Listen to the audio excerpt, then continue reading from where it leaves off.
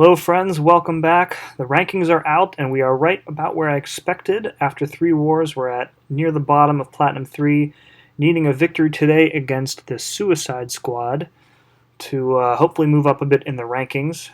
Going in with another brand new team today, Void and Symbiote Supreme and Sparky. And we thought last war had a lot of fights, so I've got nine fights today. Alright, first up is a Hulk Ragnarok, and he is on, I think this is the Mighty Charge, yeah? I'm sorry, that was the Link. This is just long distance relationship and the Tyranny node, so he's gaining no power. I'm using Void, who's a villain who will be gaining power. So really, I'm just going to have to keep parrying here.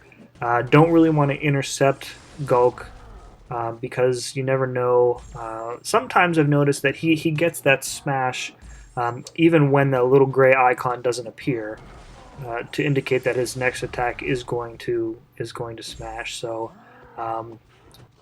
this doesn't have Limber on it, so I'm pretty safe parrying him. Plus I've got the long distance relationship node healing me up with the weakness debuffs on the side there. So a few more hits than maybe normal. His health pool is pretty hefty as 6-star, but I'm not really concerned about it. So the degen will tick down any health pool, and there he goes. Yellow bar, really happy with that fight. Alright, moving on, we have a Hood. So this is Buffet, Special Lock 1, and also Long Distance Relationship. Not much going on here. This is a pretty quick fight. I think this is only a rank 3 Hood.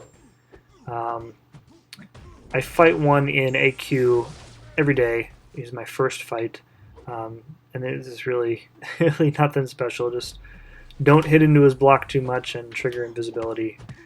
Don't push him to his S2 because it's annoying, and it also triggers invisibility too, so you don't want to do that.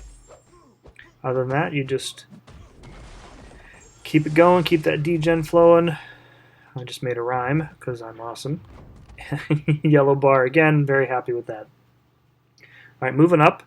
So I got a chance to take out one of the first mini-bosses today. So this is a Medusa, and she's got the Link on her, so she's got aggression armor, and she's got explosive personality.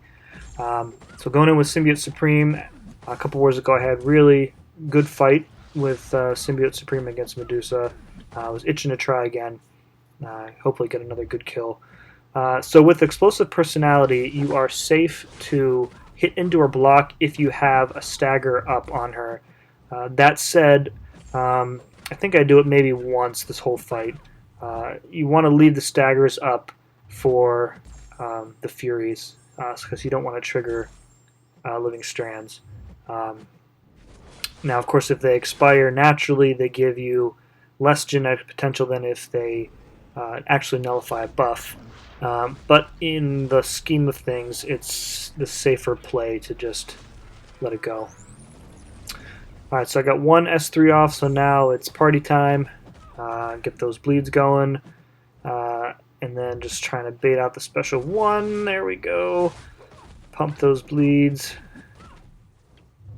And I think, yeah, so there I get the power gain up to special 2. And then I do a special intercept here. Drain her power. Got enough for another special 2, but it doesn't kill her. So close. And here I don't pay attention to the timer here, and mid-combo she activates Living Strands and I get parried. So I take 5 hits, which sucks because the fight was pretty much perfect up until then. So really irritated, but that was 100% on me for not keeping track of the Fury boss and the timer, and so I'm not really too upset about that overall. So good fight, good clear, full attack bonus, pretty happy with that.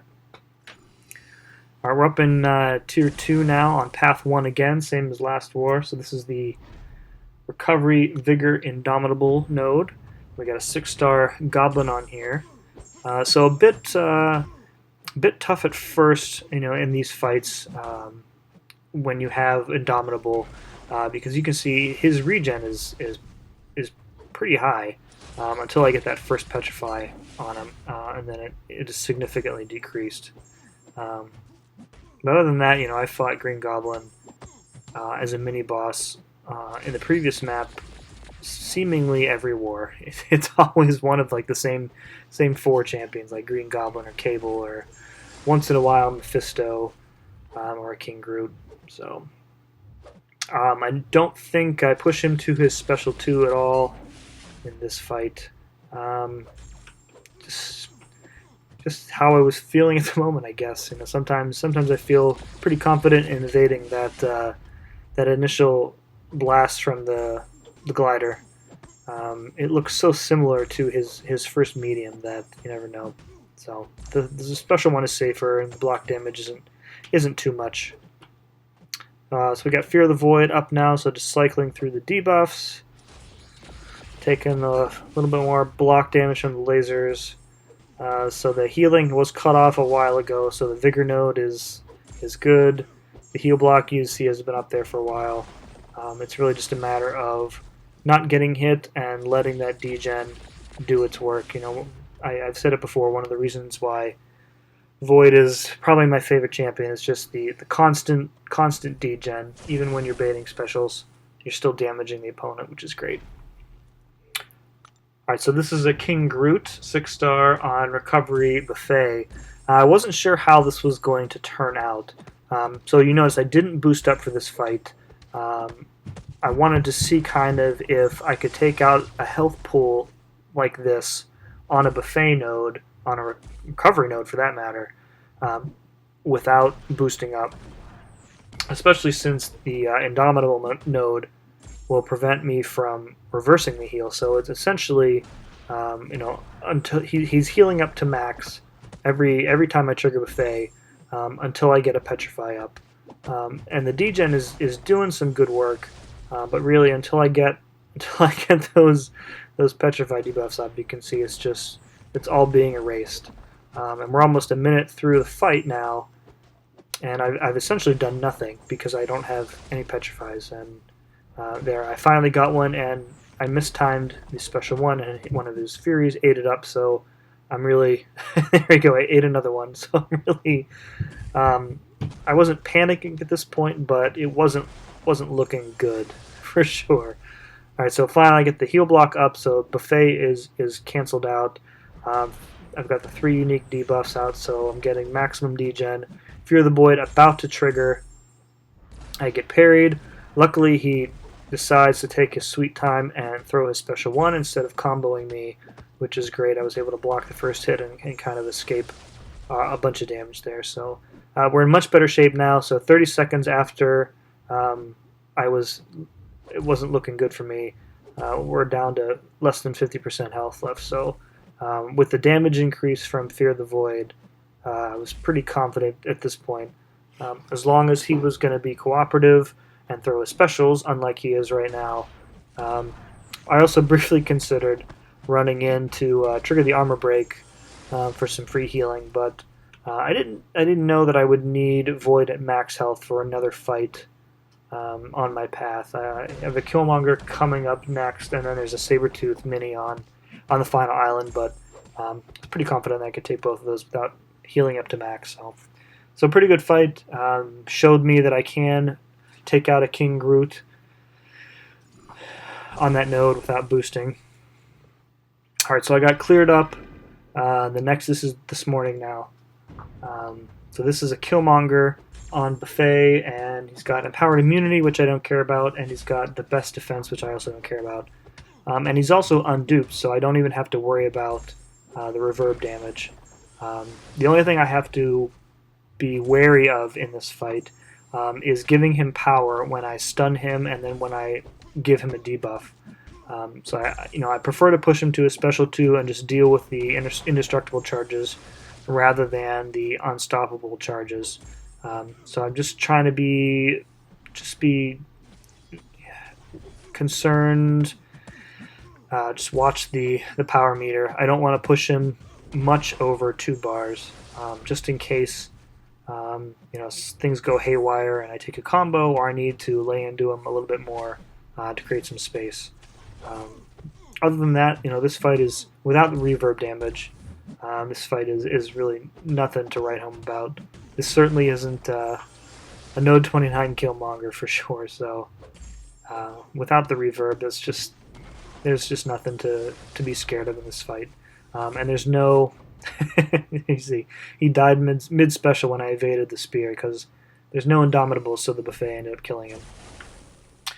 All right, next we have I think a highlight this season for me, to a point anyway. So this is a debuff immune Hyperion with Special Lock 1, and he's got buff duration, so those power gains are going to last an additional 40% longer. Heal up Symbiote Supreme to max. Now this Hyperion is a 565, and my Sim Supreme is only 455, so I do boost up a bit. I was kind of concerned about this fight. I didn't know what my damage output would look like, and I was really worried about potentially triggering a special 3. So I put the 2 lesser boosts on, a medium health boost, and then invulnerability boost, just in case I had to tank, 1, 2, or 3 specials. So got to bait out the heavy, go right back in, bait it again, go right back in. So now we've got kind of something cycled here.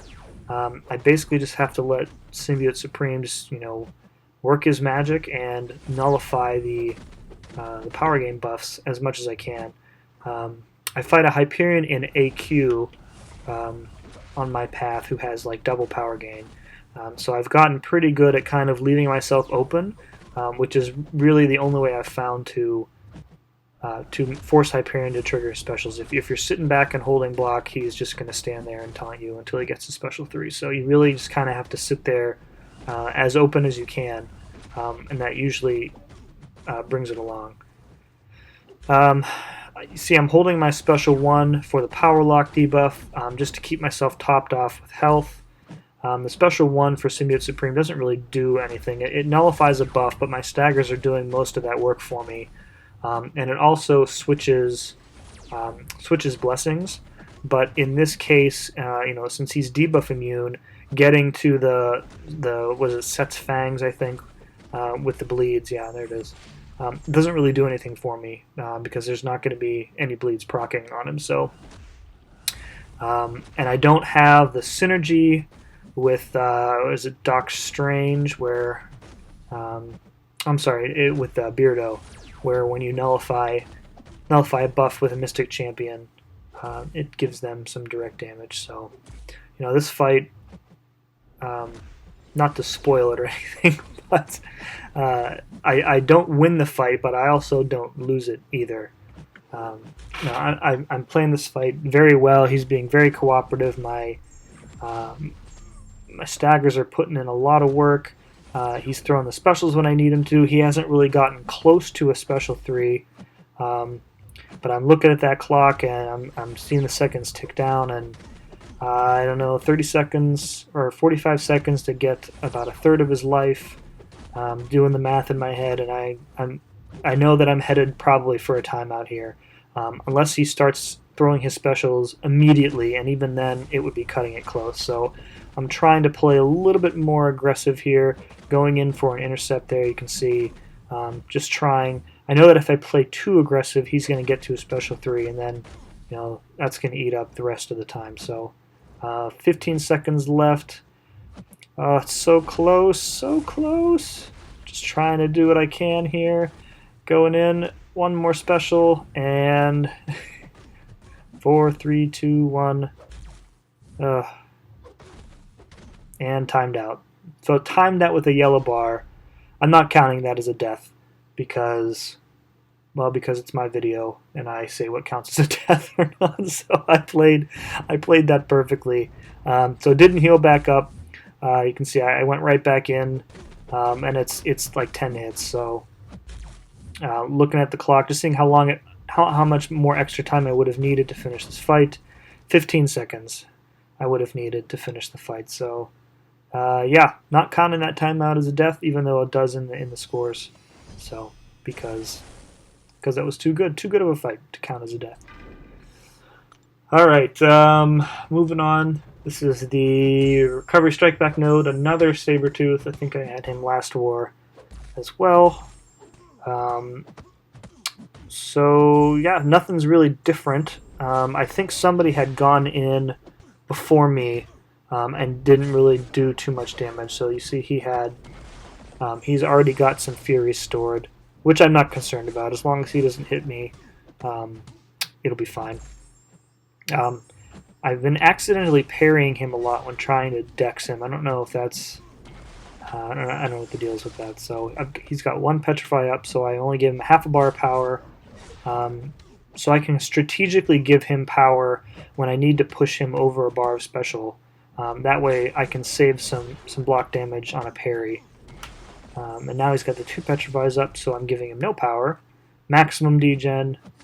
Oh, take a combo. Almost push him to a special 2. I can back off. Fear of the Void is up, so I get some nice damage. Now I got a 3rd Petrify, so he's losing power from a special attack now, so I can further manage the power that way. I can even push him over 2 and then hit him with a special to drop him back down. So yeah, fight is more or less over at this point. Another couple seconds and he's gone. Alright, moving on. So this is the debuff immune node. This is a Nick Fury. I knew 100% going in I wasn't going to be beating this fight. I was more or less sacrificing Sparky for the good of the Alliance. We were pretty much ahead at this point, but we really needed to get the clear. Nick Fury is an irritating defender because once you hit him 15 times, he goes unblockable. And on a debuff immune node, you can't parry him. So I'm pretty sure that doesn't remove those... I forget what those things are called, the stacks of whatever he has there. I'm trying to build up some poise so I can at least do as much damage as I can before I eat it. What we really needed on this node was a mutant. So we had somebody waiting with Domino, I think, who could come in and do this fight. The reason mutants are so good against Nick Fury is that they only have a 25% chance per hit to activate one of those charges on him. Whereas anybody else has a 100% chance to do it. So trying a bit, intercepts there, ended up pushing him to 20 of those stacks, which activates this Mega Fury buff. But then you see he's right back up to 15, and now he's gaining 2 per hit instead of 1, and now he's unblockable, and I'm done. So I did not even half health. Actually, the guy who had the domino wasn't on, so somebody came in with a Corvus and finished that for me. But it's okay. We did walk out of here with the victory. So keeping my potion use low this season, which I'm very happy about. 3 deaths, already more than I think than I had last season. But again, I've kind of changed my tune on deaths. I don't really care anymore. Our record is 2-2. That's what matters. We're going to be moving up. Giving us a bit of a buffer from the bottom of Platinum 3. Very happy about that. So map is getting easier every war, I think, for us. Nevertheless, our death totals are still pretty high. Just fortunate that our opponent's death total was much higher. So until next time, thanks for watching.